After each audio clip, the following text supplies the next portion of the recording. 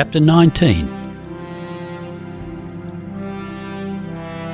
For the third time, Eirik brought in the corn frozen and half ripe. It froze down here by the lake earlier than anywhere else in the country round. It was not so great a disaster either. They could always make gruel from it, and grain for malt and bread they could buy. Meat and fish were the foods they had in plenty, and in Lent it was all to the good if they had to go a little hungry. He smiled when he thought of the first year's Lent. He kept the fast as had been his custom since he was in the convent, drank nothing but water once a day, and put a piece of ice in his mouth if he was too thirsty at other times. At night he slept on a sack of straw in the porch. He did not ask what Eldred did. But one morning when he came in, he saw her lying on the floor. She was still asleep. Then she said that she lay there every night, after he had gone out to rest, and as she saw that he went barefoot in his shoes, she did the same. "You must not. You are not used to it." Eldred said she had been shriven every year in Lent, and had received Corpus Domini on Easter Day, but she had only done so to avoid being cited. "It is well that you have left such evil ways," said her husband. "No, I made a vow that night I waited for you on the road, when you had been out to Hestviken." "Then they did some good, the foolish thoughts you had. But I had told you I should be home again the third evening."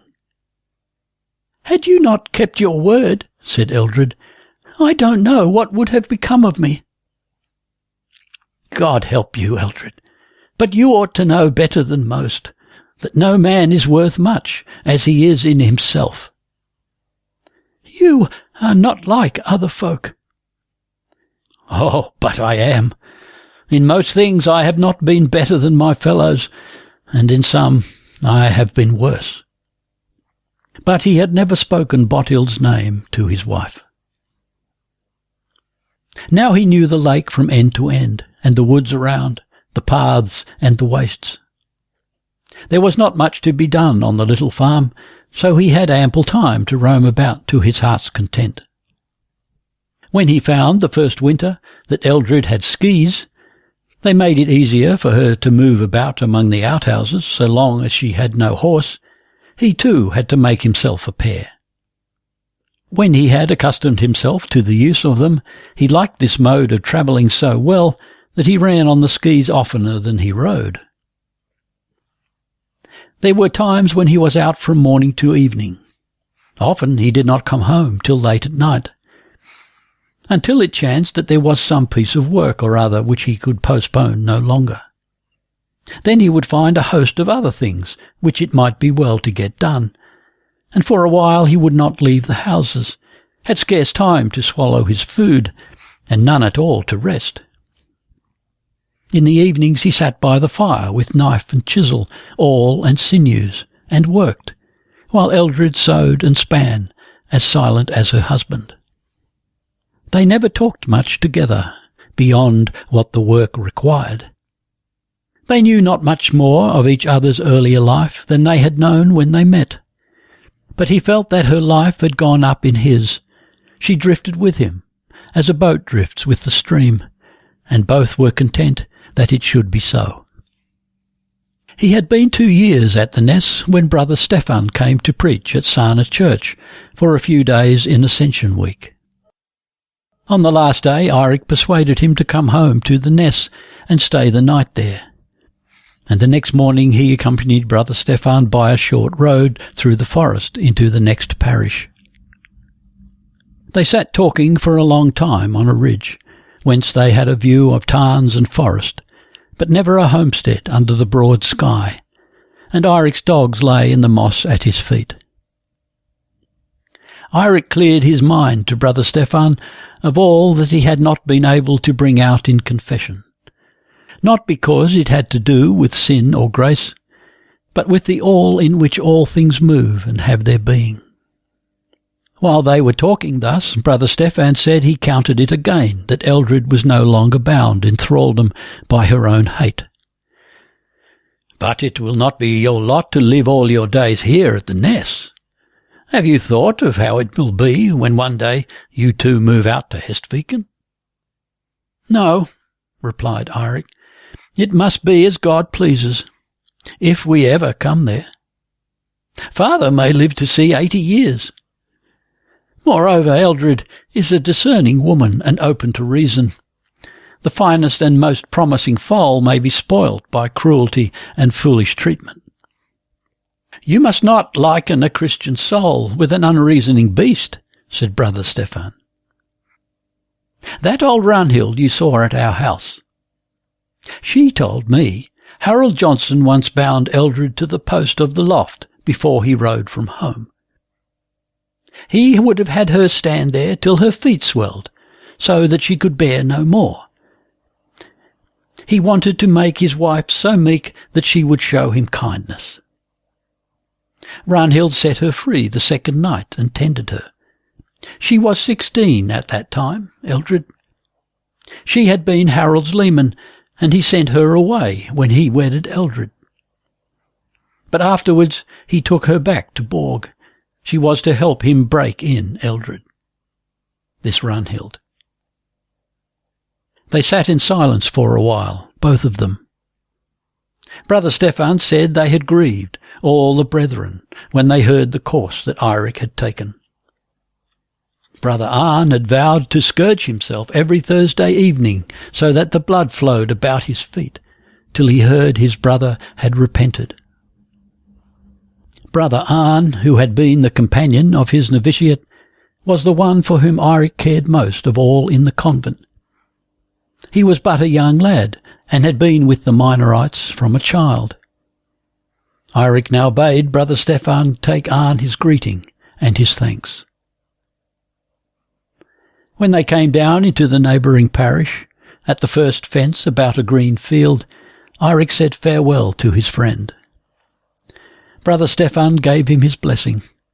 Then the monk went on toward the village, and the solitary hunter, with his bow over his shoulder and his hounds at his side, turned back to climb the hill again. That summer went by at the Ness, and most of another winter. In Candlemas week there was severe cold. Eirik was up on the hill in the daytime felling timber, but one night he woke to find Eldred trembling by his side. She said she had fallen into the spring that day as she was fetching water for the byre, and thought she must now be too old to go about in ice-covered clothes. Eirik then found out that the old serving woman, Runhild, had a way of being out of temper with her mistress at times, and then she shut herself up in Holgir's cabin till the mood passed off. While it lasted, Eldred herself did all the work of the farmyard. They had no herdsman in winter. Soon after she grew hot as coals all over, had some bad fits of coughing, and then began to be light-headed, wailing and muttering, and throwing herself hither and thither. For some days she lay grievously sick. The first evening she began to be better. On seeing her husband come in with the milk, she asked after Runhild. Eirik laughed, and said the old hag's wrath had fallen on them both. No one knew why, so she still sat in her corner, and he had seen to her duties. "No, Eirik, this is too bad. Milking and cleaning byres is no work for a man." "Who milks in the monasteries, do you think?" asked Eirik with a laugh. Next day came Gaut Virvir, Eirik's old friend from home. He had had business in the neighbourhood, and so bethought him that he would visit the Ness. He found Eirik occupied in feeding the cows. Eirik gave his guests such welcome as he could, his wife being sick. Gaut had just had judgment given against him in the matter of an estate, so he was in gloomy mood, and the news he gave of his neighbours at home was told with a sad mien, like a tale of disaster. Olav still dwelt at Saltviken, and Cecilia's last child had died just after baptism. Gunhild Bursesdatter was now Magnus's wife, and dwelt in the Lady Ingeborg's bower. The knight was one of the Duchess's liegemen. Eirik thought that, all in all, the tidings he had from home were not bad. It was hard upon Cecilia that she had lost a child, but it seemed they managed just as well without him. His father and Cecilia together had the whole charge of the manor, he could guess, and Jorund was allowed to play the master. So, doubtless, he had become more tractable. 3 summers he had lived here, and soon the 3rd winter would have gone by. Eirik was thinking of this one evening as he stood at the outer door looking out into the blue-grey dusk. The whole ness, which faced the sun, was brown and bare of snow. The eaves dripped a little. This evening was so mild that no icicles hung from them. In the forest the snow still lay deep, but the surface of the lake was black with melting ice, and along the shore the evening sky was mirrored in clear water, which had grown broader since the day before. Then he became aware of something black moving over the ice down by the end of the lake. It looked like 2 figures, and they had dismounted and were leading their horses. Eirik ran toward them. He must stop them, bring them into land at the only place where the ice could be called anything like safe. As he ran down, calling to them to stay where they were, he wondered a little who they might be. There was no other house but the ness on the whole lake, so they must be bound thither. As he hurried across the flat among the glassy pools of water, he saw that one of them must be a woman. But not till he had come close to them did he recognize Cecilia. "In God's name, let me help you ashore. Take the horses, Svein, and I will lead Cecilia." He thought that he could see in the dim light that there was something wrong with her, wondered whether it was only fear when she saw how unsafe the ice was, or whether it was something else as well. When they reached land, Eirik said, "You can find the way now, Svein. My wife will be asleep already, but you must go in and wake her. Tell her who is coming." He took Cecilia's horse. "You must mount, Cecilia. The snow is knee-deep here across the marshes." Then she threw her arms about her brother's neck and clung to him, and he could feel how she was trembling. "I am come to beg you, go back with me," she said in despair. "It has come to such a pass that I can bear no more." She gave a violent shudder. "I cannot bear to look upon Jorund again." Eirik pressed her to him. "It is best you come indoors first," he said. "Take off your wet garments. It must be a long tale you have to tell, I am afraid." "The end of it is," said Cecilia, as she released her brother, "that yesterday he struck Olav, Enki's son, so that the lad died this morning. And then I bade Svein saddle my horse." Eirik stood aghast. "The cripple? Can such things be? What have you done with your children?" he asked abruptly. "Tor has them. But he has never done anything to the children. I charged them at home," she went on, as he led her horse along the shore, "to send no word of this to father. I dare not till you are there. You are the only one who can help us." Eldred met them at the door of the house.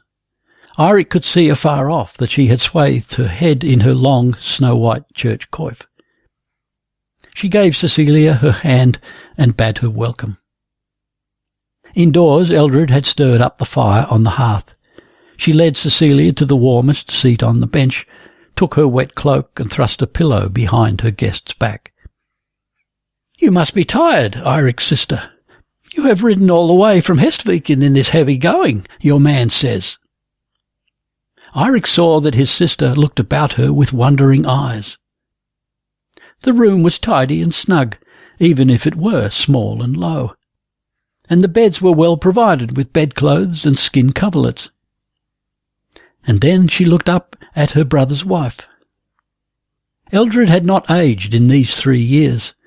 and in her kirtle of dark colours, with the white linen headdress falling low over her back, she looked like a fine elderly woman.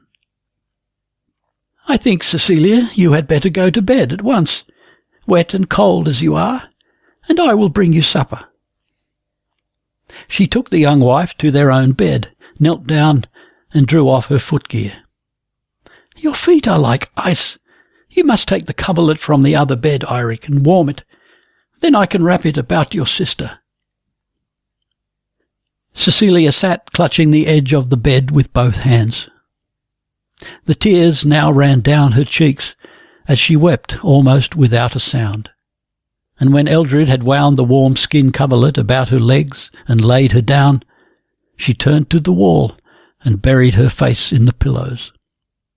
She lay thus till her sister-in-law came with the food. "Now, you must come out with me. You, Svein. Svein was your name, was it not? I shall go to Holgir's house and sleep with Runhild tonight, Eirik. I think your sister would like to speak with you alone. You have not seen each other for so long." With that, Eldred bade them good night and went out. Cecilia ate and drank. "Shame on Gout.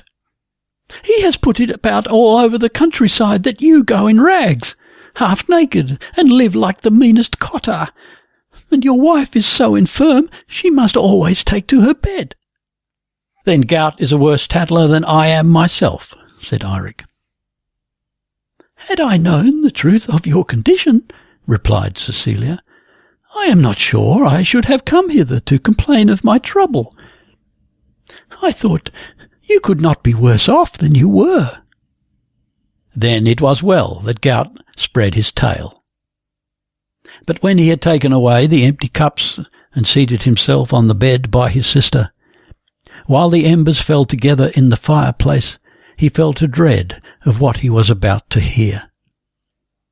"Between whiles Jorund had been tractable and kind," said Cecilia.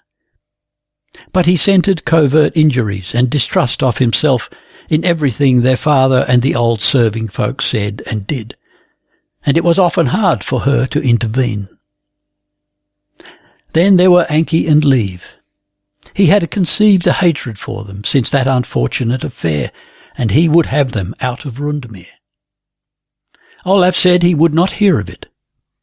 Then Jorund was beside himself, made the most incredible accusations against their father, said it was known to the whole countryside why he kept such a den of thieves close beside his manor, but now they should go, or he would set fire to the whole nest.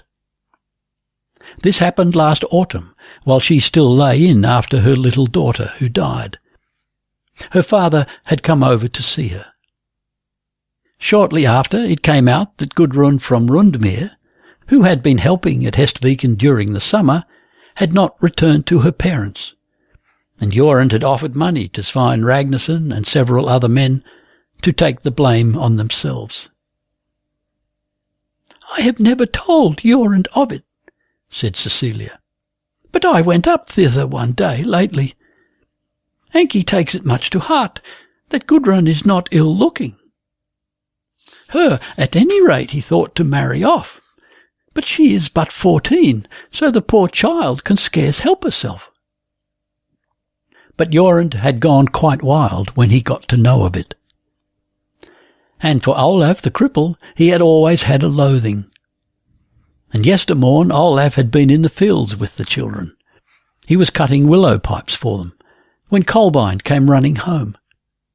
The boy cried and said his father had come upon them, so angry, had snatched Olav's crutches from him and struck him with them. Cecilia had dashed out. There lay Olav, with the blood running from his nose and mouth. I said to Jorund what first came into my head. But Jorund was like a raging bull, and not like a reasonable being. Then Svein and Halstein came up, and he let her go. They carried Olaf Leifson into Ragnar, and Cecilia had sat by him all night, but in the morning he died. At last Cecilia fell asleep, and Eirik went and lay down in the farther bed. He had no doubt that Jorund was distracted at times. He ought to be watched, perhaps put in bonds, and Cecilia could not live with him any longer. Either she must move out to Saltviken with her children, or he himself must go thither and take his brother-in-law with him, while his father returned home to Hestviken and stayed there with Cecilia. That he must decide when he had seen how things were on the spot. Next morning at daybreak, Eldred stole in to change into her working dress. Eirik said he would have to ride over to Hestviken that day, and I fear it may be some time before I come home to you. Yes, I thought so. Cecilia insisted on riding back with Eirik, though both he and Eldred begged her to stay at the Ness till her brother sent for her. Not much was said between them on the journey. The roads were in a bad state, and Eirik could see too that Cecilia already repented of having said so much as she had. When they came to Rundmere, Eirik asked his sister and Svein to wait in the old houses that stood by the roadside. He would go in to Anki and leave. He didn't know what he should say to the poor folk. As he hurried on foot along the familiar path over the bog, he recalled how here he had played with fire, blinded by childish anger against his father, filled with a vain desire to make himself acquainted with all that was evil. And he himself had come off free in a way, while those who had less sense and less guilt lay writhing, burnt beyond help. 2 sheep were in the tussocky field, seeing what pasture there might be. They ran off as he came up. The door of the cottage was barred, and there was no answer to his knocking, and the little byre was open and deserted. Eirik's anger was kindled. Had Jorund driven them out after all? As they rode into the yard at the manor, the housefolk appeared from every door. They collected about Eirik as he sat on his horse, looked up at him grave and anxious. But no one said anything, until Tor came forward and held the bay horse while Eirik dismounted. "You have not come home too soon either, Eirik." To that he could answer nothing. Then he asked, "Where is Jorund?" At first there was no one who answered. Then someone murmured that he must be indoors. But at last a half-grown lad whispered fearfully, Jorund had gone down to the waterside a while ago, he had seen. As the men were about to follow him, Eirik forbade them, and to Svein, who handed him an axe, he said, "I have my sword, as you see, but I look not to have use for it." He did not take the road, but went down the hill below the front of the dwelling house. Between the spur on which the manor was built and the waterside, there were only a few small scraps of arable land. The rest was rocky knolls and scrub, briars and juniper. Eirik crept along stealthily, so that the madman should not see him coming. But as he went down, he could not help seeing how much farther advanced the spring was out here by the sea. Everywhere the fresh green appeared among the withered grass in the crevices of rock. There were great red shoots on the briar bushes, and the goats that picked their way on the hillside had already recovered from the winter. And outside the fjord gleamed in the afternoon sunshine. He saw no one on the quay, but as soon as his steps were heard on the planks, a man dashed out from behind a shed, flew past him bent almost double, and leapt straight into a boat that lay alongside. Eirik did not stop to think, but ran after him and jumped into the boat in his turn, just as Jorund had cast off. They both stood up in the boat. Jorund seized an oar, struck at his brother-in-law, and in an instant the boat capsized. As soon as they were in the water, the other flung his arms about Eirik. He guessed that Jorund was trying to hold him under. He had swallowed a mass of water, and his cloak and sword and heavy boots hindered him. He was dizzy and choking already. But in spite of that, he was more used to falling into the sea than Jorund. He contrived to free himself from the other's hold and get his head above water. They were not far from the shore. He reached the slippery seaweed, clambered up, and sat on the rock. Eirik spat out the sea water, took off his dripping cloak, and shook himself, so that the water splashed inside his boots. "Can you get out by yourself?" he called out, as he saw Jorund's head above water. "Or shall I come and help you?" Then Jorund scrambled up. Eirik gave him a hand and pulled him onto the rock. There they stood, with the water pouring from them. "I believe your madness is half feigning," said Eirik. "Do you think thus to escape from your misdeeds more lightly?" Jorund sent him the ugly look, like a scared rat, that Eirik had seen before, and it made him wince inwardly.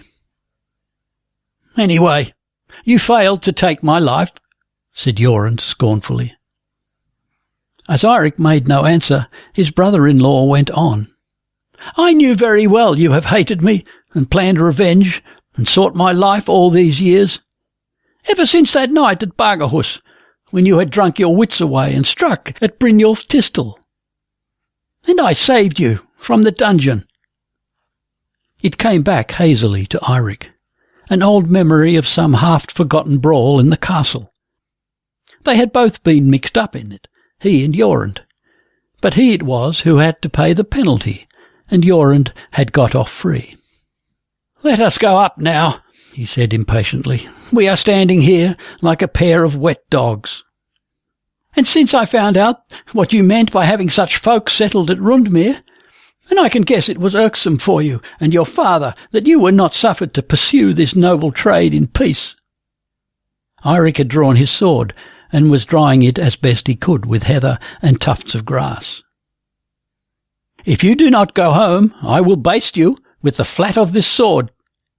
More likely you will run it through me, now you have me unarmed." But he began to move. Eirik did not know what to think, whether Jorund himself believed all this, or was only feigning. The housefolk in the yard stared at these two as they walked up all wet. Eirik bade one of them tell Cecilia that they must have dry clothes. Then he followed Jorund, who went toward the great room. As he came in, he saw that they must be living here now. He hung up his sword and seated himself opposite Jorund, and there they sat in silence. But when in a little while Cecilia came in with her arms full of clothes, Jorund looked up with an ugly smile at his young wife. "Have you time to give me a thought? I did not think you could tear yourself away from the corpse of your bold paramour, the six-legs that I chastised yesterday."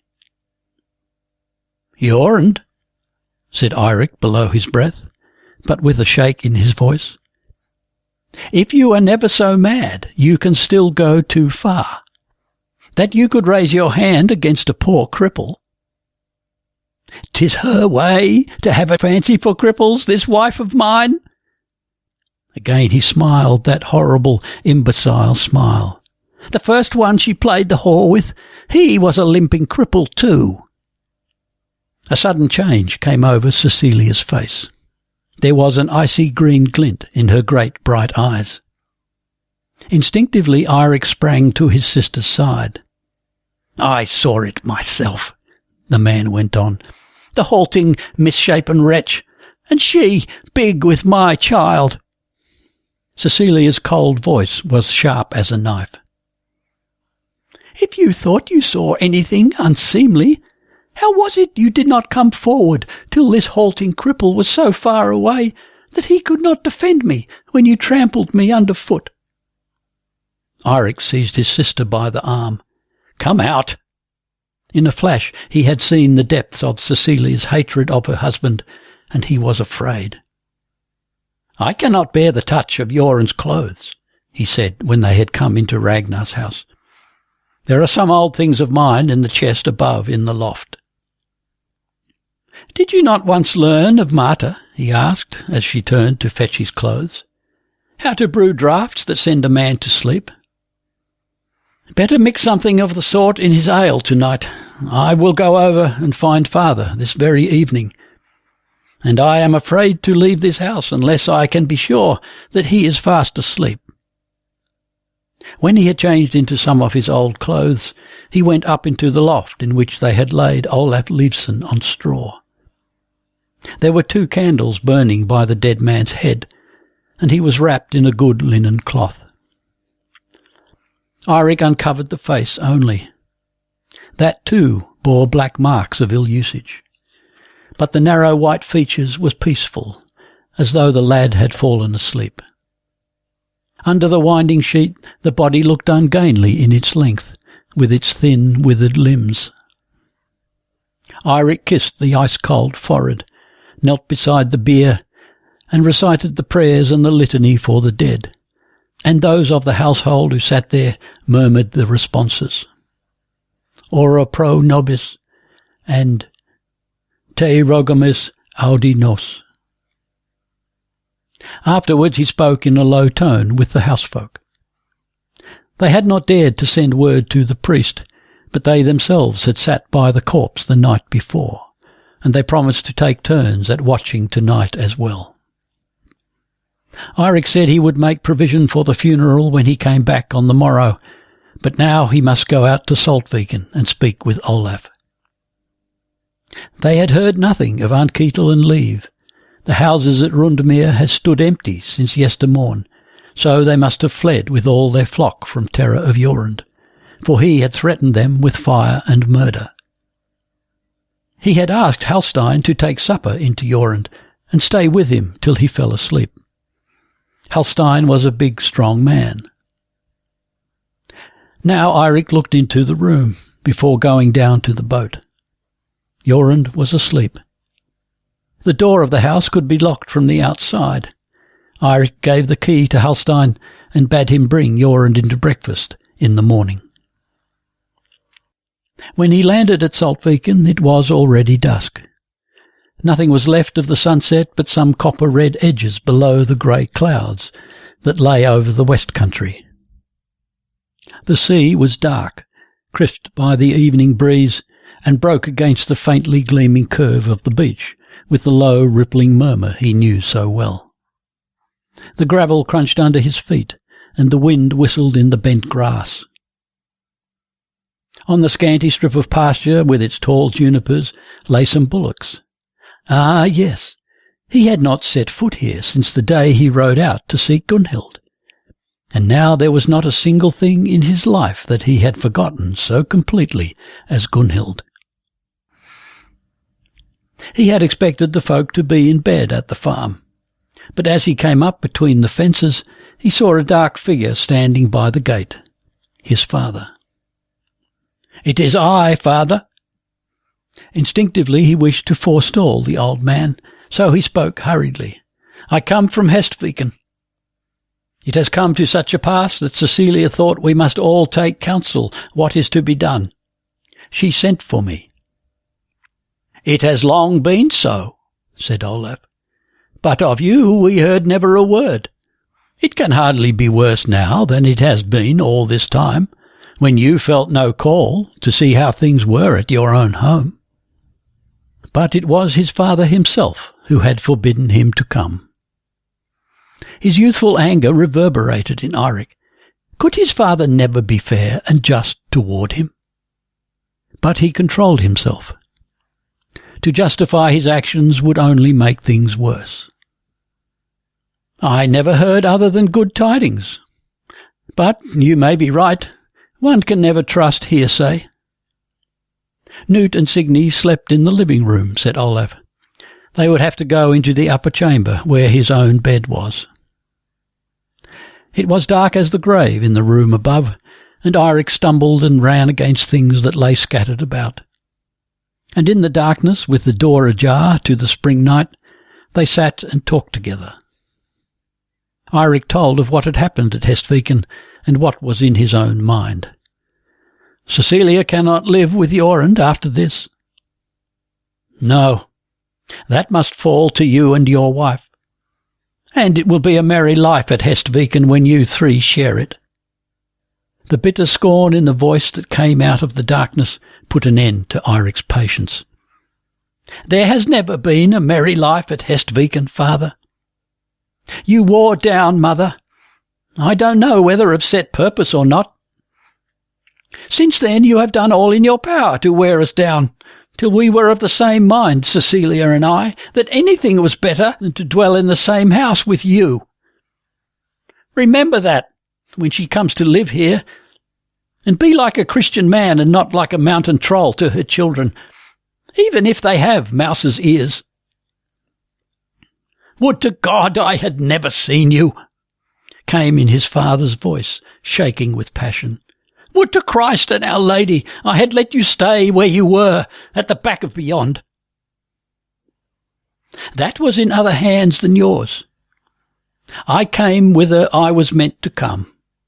But for that I say it would have been as well for me to have stayed there, and for you too.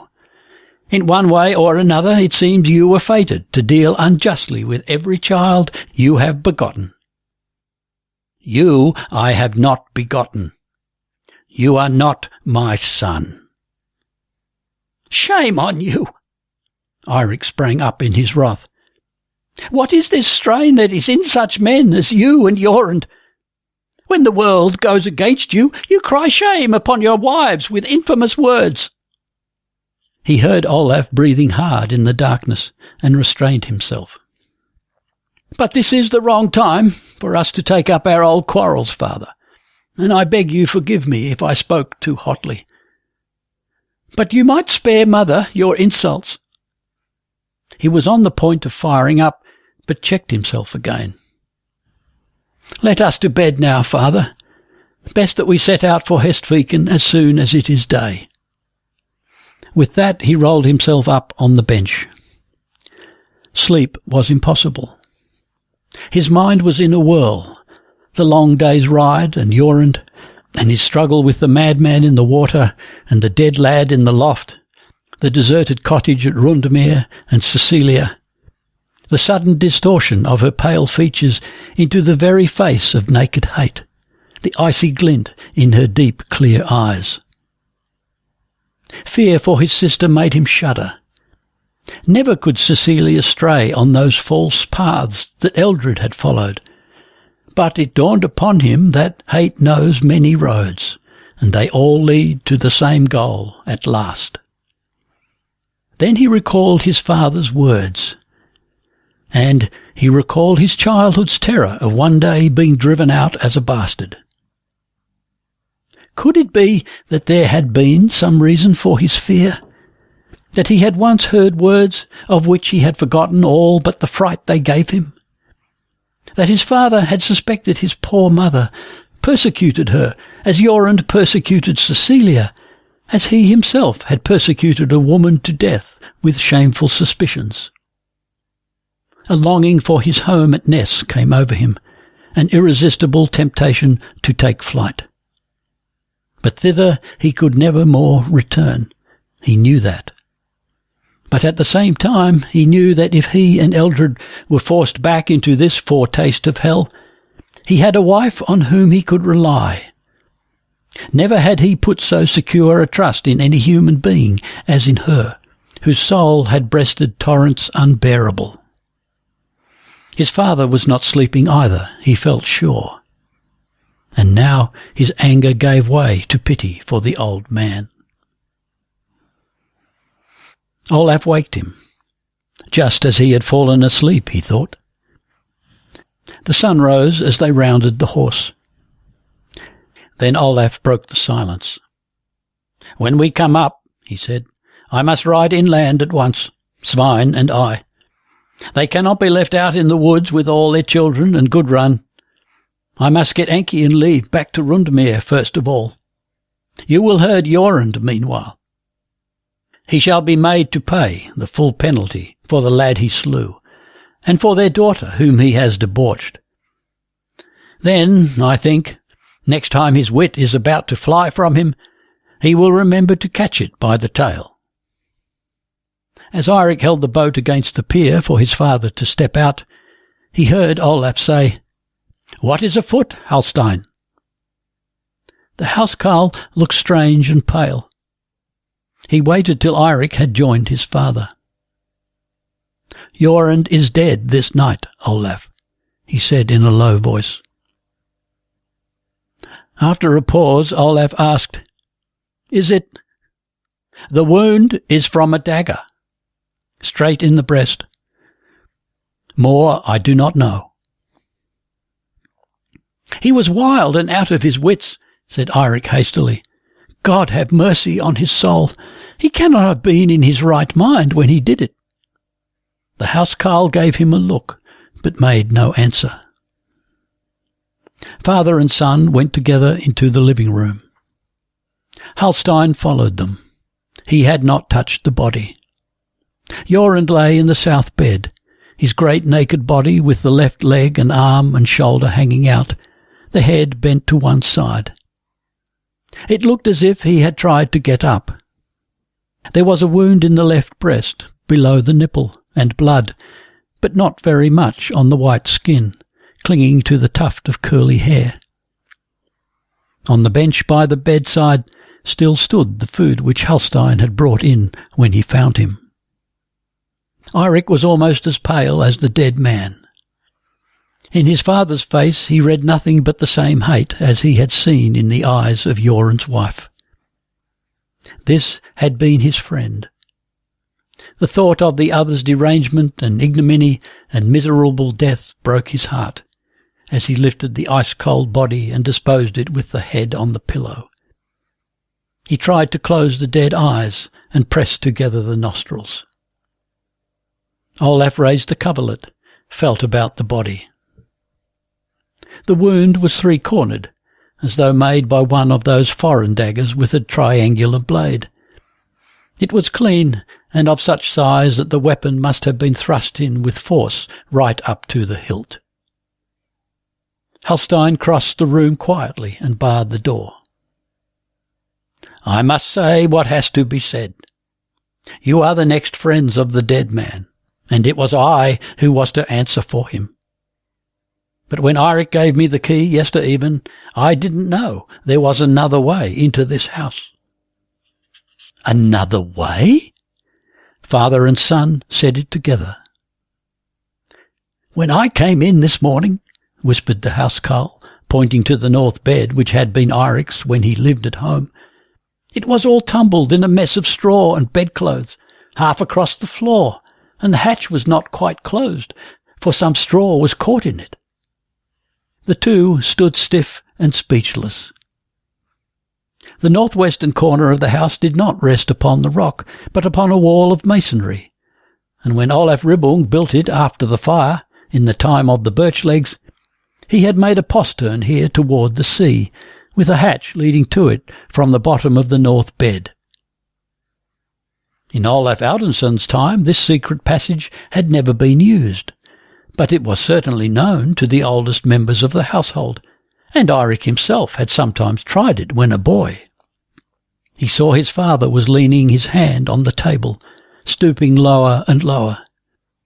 It looked as if the old man would fall forward in a heap. Eirik took hold of him.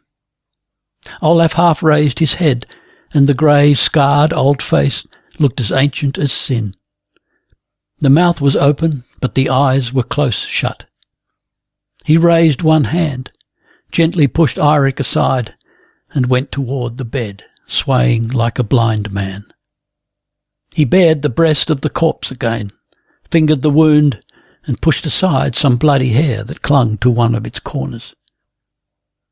Then he felt again all over the bed, searching for the dagger. When he turned round, his son saw that the sweat ran down his forehead below the soft white hair.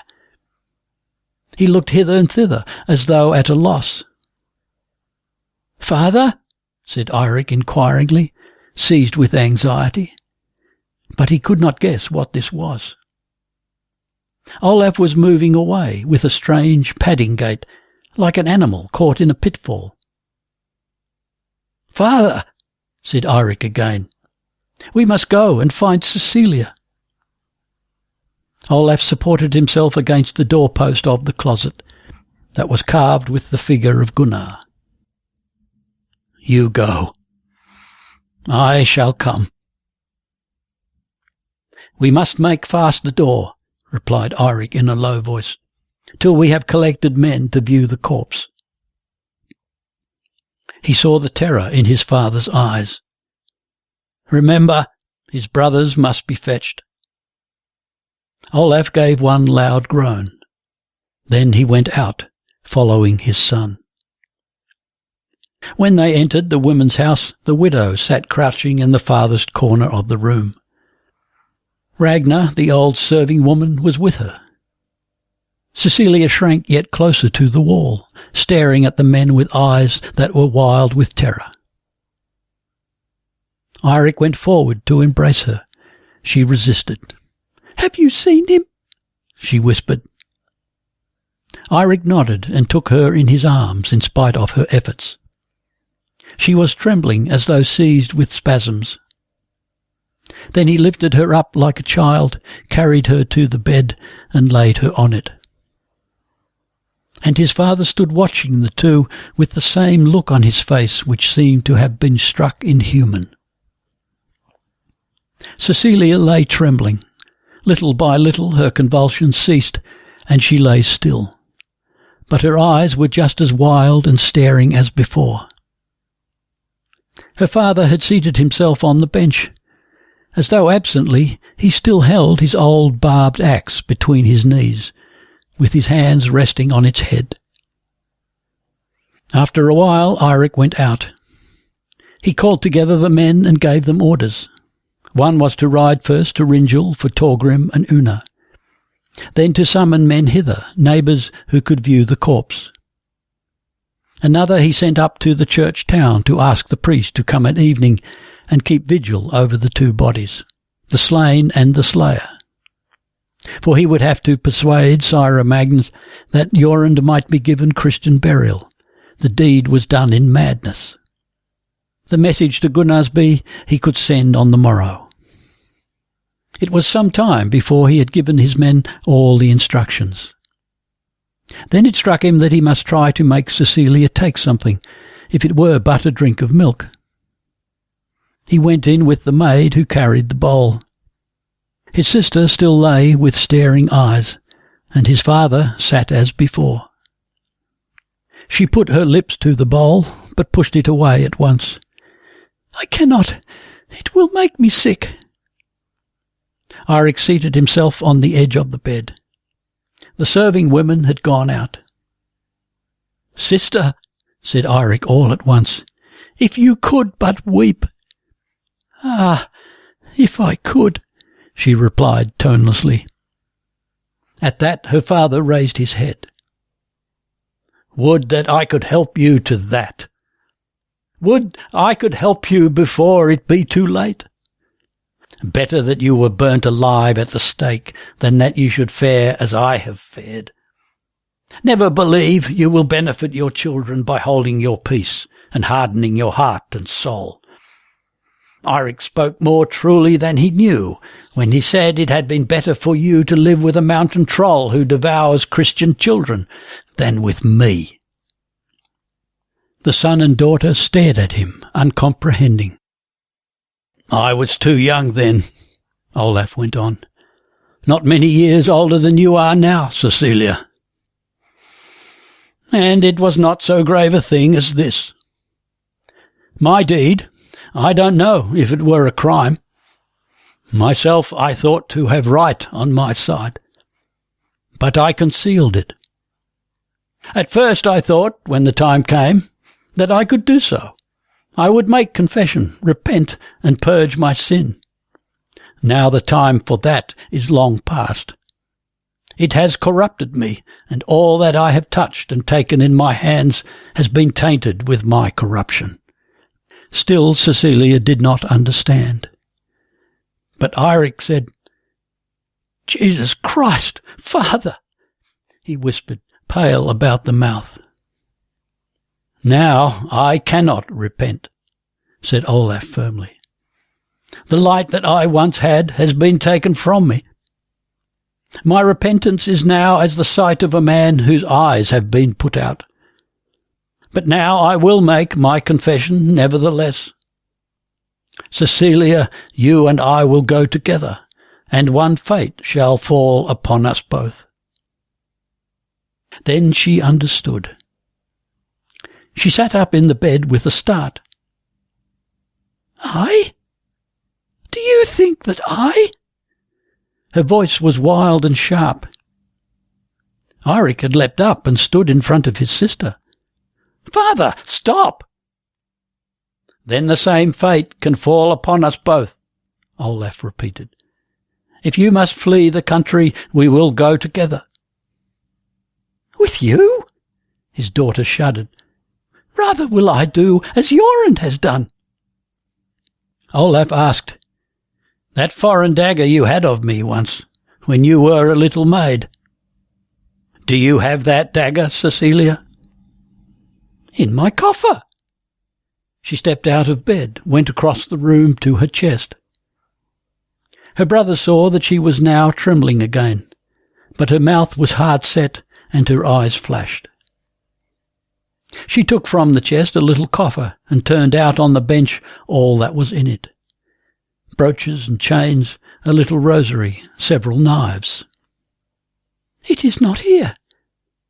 Perhaps Jorund took it," she said. Her teeth were chattering.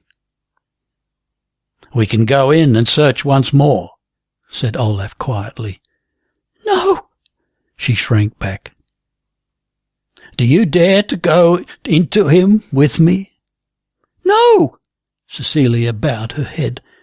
"I must not look upon a corpse as I am now," she whispered almost inaudibly. "If you are innocent, it can hurt neither you nor it." Her whole body seemed to give way.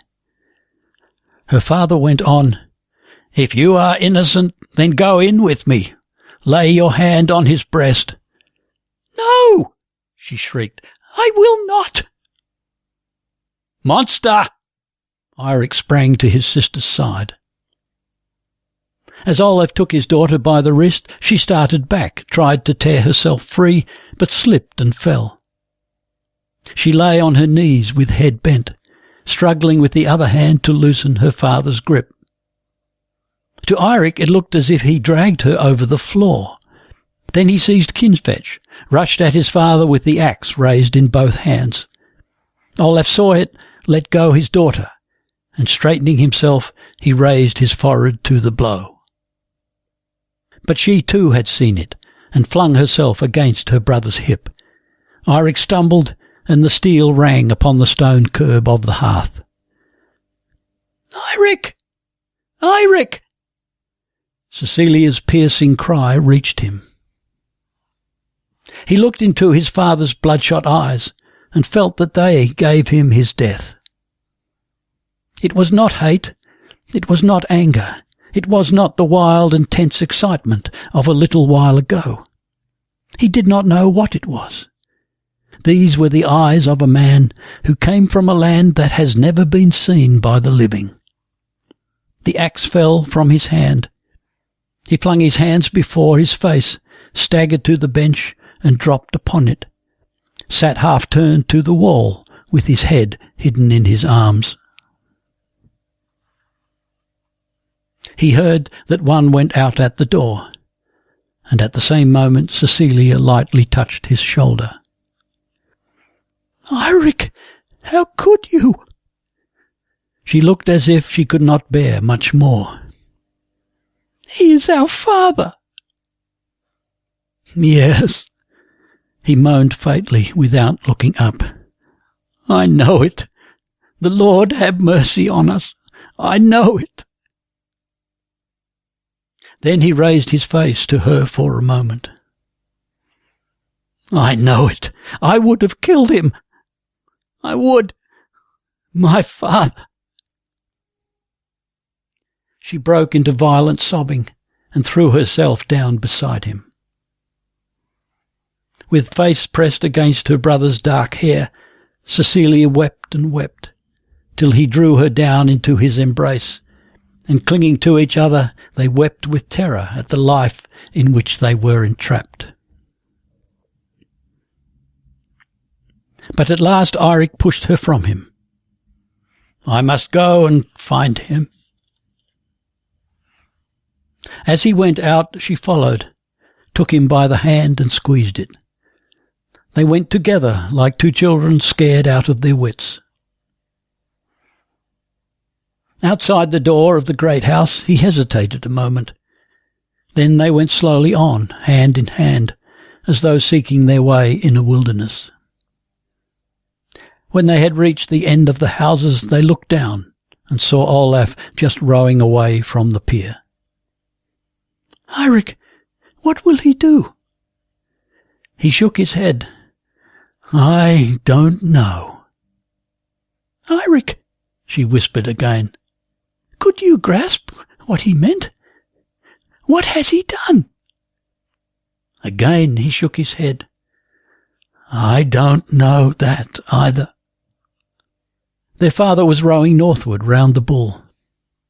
Then the two turned and went slowly back to the houses. Outside the door of the great house, Eirik paused. "He shall not lie there alone like a heathen dog. I will go into him." Cecilia caught her brother's arm in a close embrace. "Then I will go with you. I am not afraid if you are with me."